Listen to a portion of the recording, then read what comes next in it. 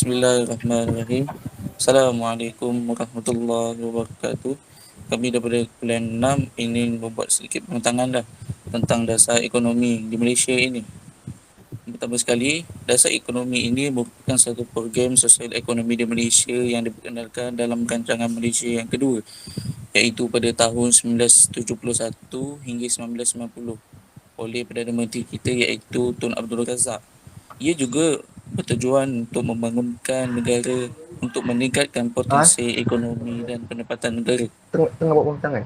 Dasar ekonomi juga matlamat iaitu untuk membasmi kemiskinan dengan meningkatkan pendapatan serta peluang pekerjaan dan sebagainya. Dasar petani tengara. Sektor pertanian memainkan peranan penting dalam membangunkan sosial ekonomi dan ekonomi di Malaysia. Pada peringkat awal, penanaman tanaman makanan seperti padi, sayur-sayuran dan kegiatan menternak seperti ayam dan lembu. Tanaman industri iaitu getah mula diperkenalkan pada tahun 1887. Institusi penyidikan getah ditubuhkan pada tahun 1926. Malaysia menjadi pengeluaran utama getah di dunia ini. Tanaman kelapa sawit dimajukan pada 1960-an, manakala penanaman koko pula dimajukan pada 1970-an. Penubuhan institusi penyelidikan kelapa sawit 1979 menjadikan kelapa sawit sebagai tanaman yang strategik di Malaysia. Selain itu, berdasarkan pertanian negara dilancarkan pada 12 Januari 1984 sebagai garis panduan kepada pihak kerajaan dan swasta untuk membangunkan sektor penanaman di Malaysia. Dasar pertanian negara kedua. Dasar pertanian negara kedua diperkenalkan antara 1992 hingga 1997. Ia ditubuhkan kerana menekan beberapa perkara iaitu yang pertama, untuk meningkatkan produktiviti, kecekapan dan persaingan. Yang kedua, meningkatkan tanaman kelapa sawit. Dan yang ketiga, meningkatkan pembangunan industri asas tani. Dasar pertanian negara yang ketiga.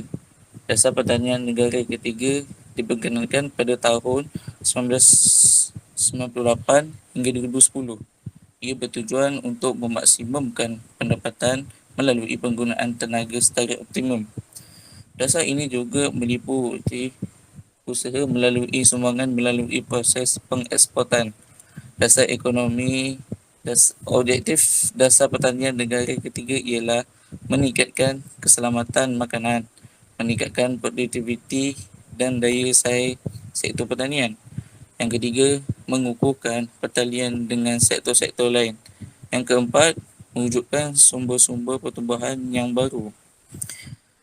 Bagi melancarkan sektor pertanian, kerajaan mempunyai beberapa strategi dasar pertanian negara yang ketiga, iaitu yang pertama, pendekatan perhutanan. Pendekatan perhutanan ini dilaksanakan kerana untuk memberikan perhatian kepada masalah kekurangan sumber. Kegiatan pertanian dan perhutanan adalah saling melengkapi. Manfaatnya ialah yang pertama, mewujudkan gabungan keusahaan perhutanan dan pertanian serta dapat mengoptimumkan penggunaan sumber. Yang kedua, menyokong pelbagai hubungan simbiotik. Yang ketiga, membolehkan pengeluaran hasil pertanian dan perhutanan daripada tanah yang sama serta dapat mengurangkan untuk pembinaan tanah pertanian baru. Yang kedua, pendekatan berdasarkan produktif, mewujudkan peluang penambahan pengeluaran dan peningkatan keupayaan pemerasan hasil pertanian. Memanfaatkan pendekatan ini ialah meningkatkan pembangunan berkelompok industri berasaskan pertanian, meningkatkan pengeluaran pertanian dan lebih khusus mengekalkan mengenal pasti dan memperluas peluang pasaran, insya-Allah. Assalamualaikum warahmatullahi wabarakatuh. Saya akan bentangkan tentang dasar perindustrian berat. Dasar perindustrian berat ni adalah dasar kerajaan yang bertujuan memajukan dan mengembangkan kegiatan industri berat untuk pembangunan negara. Dasar perindustrian berat ni ditubuhkan untuk bagi sektor perindustrian kerana sektor perindustrian memberi sumbangan yang sangat besar dalam meningkatkan ekonomi negara setanding dengan sektor pertanian. Sumbangan sektor perindustrian dalam KDNK telah meningkat daripada 13.4% pada tahun 1970 kepada 20.5% pada tahun 1980. Sementara sumbangan sektor pertanian menurun daripada 30.8% kepada 22.2% bagi tempoh yang sama. Ia juga ditubuhkan untuk mewujudkan peluang pekerjaan. Kerana peluang pekerjaan yang diwujudkan dalam sektor perindustrian juga telah bertambah daripada 11.4 pada tahun 1970 kepada 15.8 pada tahun 1980. Sedangkan di sektor pertanian, peratusannya menurun daripada 50.5% kepada 40.6%.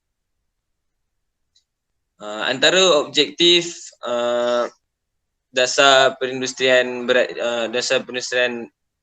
berat ini yang pertama, mengimport dan menyerap teknologi yang lebih canggih untuk memajukan teknologinya sendiri. Yang kedua, bagi mengelakkan pergantungan berterusan terhadap barangan dan teknologi asing. Yang ketiga, seterusnya mempelbagaikan dan memperkukuh ekspor barangan Malaysia untuk mengatasi dasar perlindungan yang ada di negara-negara maju. Selain itu, mengubah keadaan agar sektor swasta meningkat pelaburannya dan mengambil bahagian cergas dalam pembangunan ekonomi. Dan akhir sekali, mewujudkan peluang kepada para pekerja untuk dilatih dalam bidang-bidang kejuruteraan dan kemahiran-kemahiran berkaitan. Rasionalnya diwujudkan dasar ini kerana industri berat mempunyai potensi jangka panjang dalam proses rancangan perindustrian negara. Kerana dasar ini merupakan satu langkah ke arah satu ekonomi yang lebih kukuh. Seterusnya, dasar perindustrian berat diharap dapat mengubah keadaan agar sektor swasta supaya dapat meningkatkan lagi pelaburan dan mengambil bahagian cergas dalam pembangunan ekonomi. Yang terakhir sekali, kebanyakan pelaburan yang tergolong dalam jenis assembly of packaging type yang gagal memberikan peluang untuk forward or backward linkage. Jadi antara pencapaian daripada dasar yang dibincangkan ialah beberapa projek tajaan kerajaan dengan usaha sama pelabur asing telah dilancarkan, termasuk loji simen, besi panas dan pancang keluli, projek kereta nasional, loji enjin kecil, pulpah dan kertas serta kompleks kejuruteraan.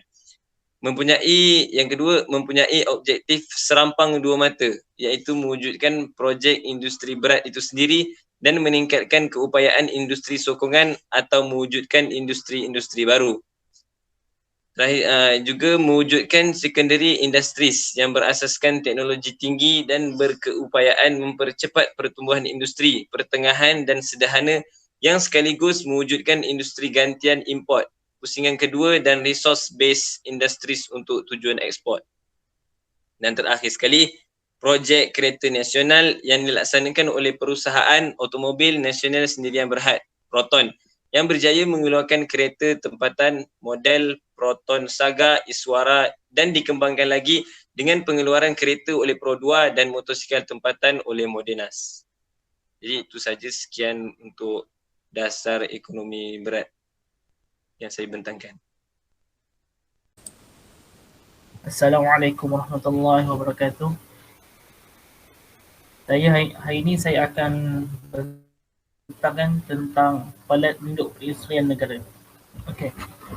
Yang pertama, kerajaan berusaha memajukan negara dengan cara mempelbagaikan kegiatan perindustrian di samping menyediakan peluang pekerjaan yang lebih banyak.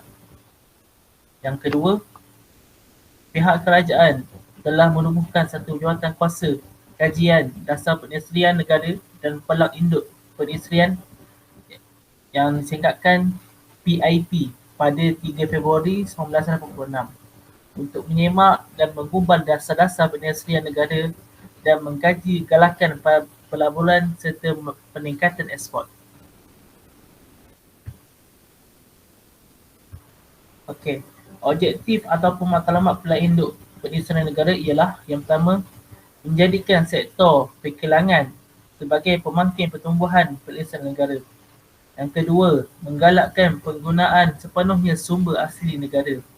Dan yang ketiga, meninggikan tahap penyelidikan dan pembangunan R&D teknologi tempatan sebagai asas untuk menjadikan Malaysia sebagai sebuah negara perindustrian. Selain itu, pelaksanaan untuk Kepala Induk Perindustrian Negara ialah mengenal pasti 12 sektor yang perlu diberi penekanan dalam masa 10 tahun yang akan datang.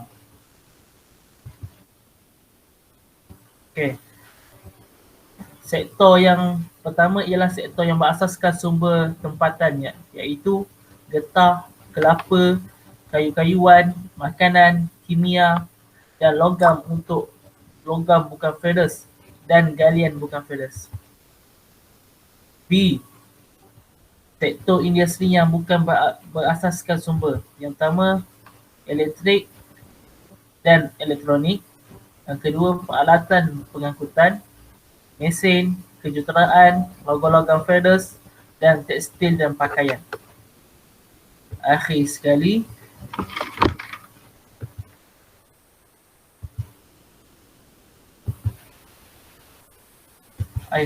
strategi Badan Induk Perindustrian Negara ialah yang pertama, menyusun semula struktur galakan perindustrian yang sedia ada. Yang kedua, mempelbagaikan ekspor dan menggalakkan sektor gantian import. Yang ketiga, memajukan semula industri gantian import. Peningkatan pertama, contohnya barang pengguna tahan lama dan industri gantian import.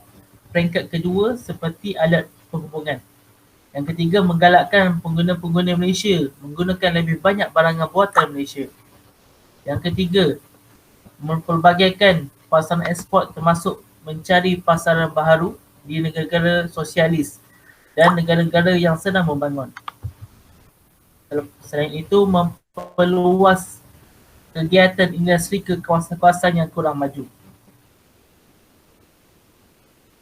Lepas tu, menggalakkan penyelidikan dan pembangunan oleh pihak awam dan pihak swasta.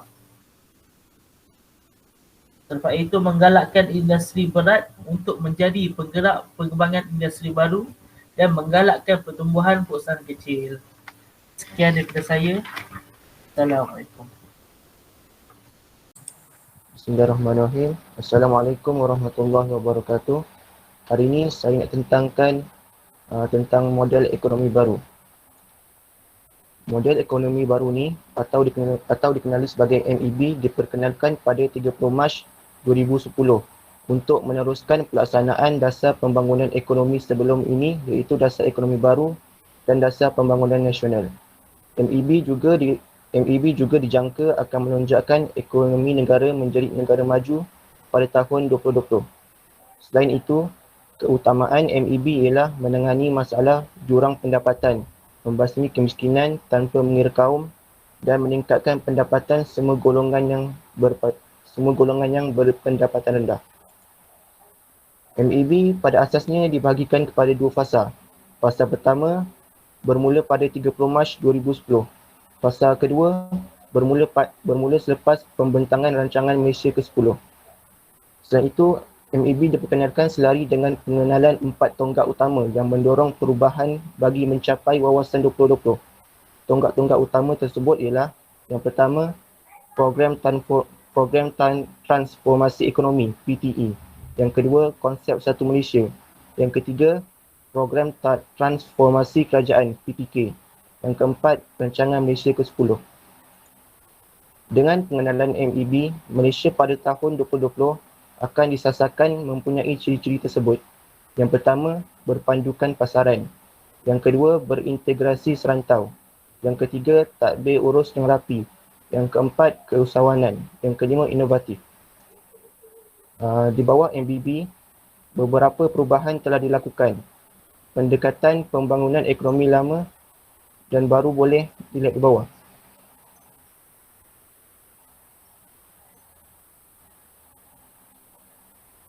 Tadi dengar saya. Dengar dah? Sebab tadi ada orang call tadi. Dengar suara tak?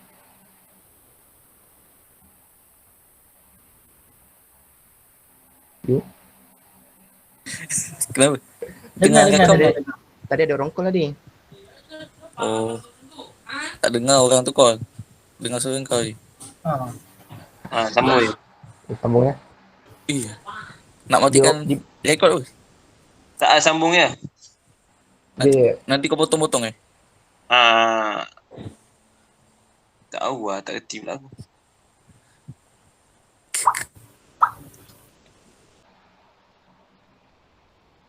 Dah start Di bawah MEB, beberapa perubahan telah dilakukan. Pendekatan pembangunan ekonomi lama dan baru boleh dilihat di bawah. Pendekatan lama, rancangan strategik terpusat, panduan dan kelulusan daripada pihak berkuasa persekutuan untuk keputusan ekonomi. Pendekatan baru, autonomi tempatan dalam pembuatan keputusan memperkasa pihak berkuasa tempatan negeri dan negeri untuk membentuk dan menyokong inisiatif pertumbuhan serta menggalakkan persaingan antara kawasan. Pendekatan lama, pertumbuhan wilayah yang seimbang, menyebarkan aktiviti ekonomi merentasi untuk meluaskan manfaat daripada pembangunan. Pendekatan baru, aktiviti ekonomi berasaskan kelompok dan koridor. Penumpuan aktiviti ekonomi berasaskan bidang economy of scales dan penyediaan perkhidmatan sokongan yang lebih baik. Pengenalan MEB merupakan suatu usaha kerajaan untuk melakukan pembaharuan kepada agenda pembangunan negara dan memberikan keadilan kepada semua lapisan masyarakat. Keadaan ini juga akan menarik lebih ramai pelabur asing dan meletakkan Malaysia antara negara yang menjadi idaman pelabur gergasi dunia. Sekian daripada saya. Terima kasih.